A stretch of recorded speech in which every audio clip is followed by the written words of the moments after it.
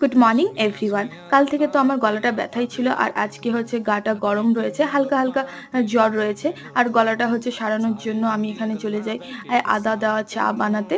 তো চা খেয়ে ব্রেকফাস্ট করে আমি ডক্টর দেখাতে গিয়েছিলাম। ডক্টর দেখিয়ে মেডিসিন নিয়ে আমি যাই হচ্ছে গাছের দোকানে, সেখান থেকে এই মানি প্ল্যান্টের গাছটা নিই, আর সাথে নিই এই কলা গাছটা। বাড়ি ফেরার সময় আবার বৃষ্টিও শুরু হয়ে যায়। তারপরে বাড়ি ফিরে স্নান টান করে একদম লাঞ্চ করতে বসে যাই। আর আজকে লাঞ্চে ছিল একদম সিম্পল খাওয়া দাওয়া।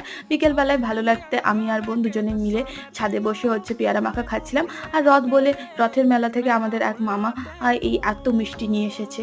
বাড়িতে মা বাপি দুজনেরই সুগার, আমি আর বোন তেমন মিষ্টি খাই না, বাট এত মিষ্টি এখন আমাদের খেয়ে শেষ করতে হবে। আর এই দেখো, বোন বানিয়েছে পনির পকোড়া, আমি এদিকে হচ্ছে পনির পকোড়া খেয়ে চলে যাই রেডি হতে। আর তারপরে আমি গিয়েছিলাম রথ দেখতে। বেশ কয়েকটা রথ দেখে বাড়ি ফিরি, আর এইভাবেই কাটে আজকের দিনটা।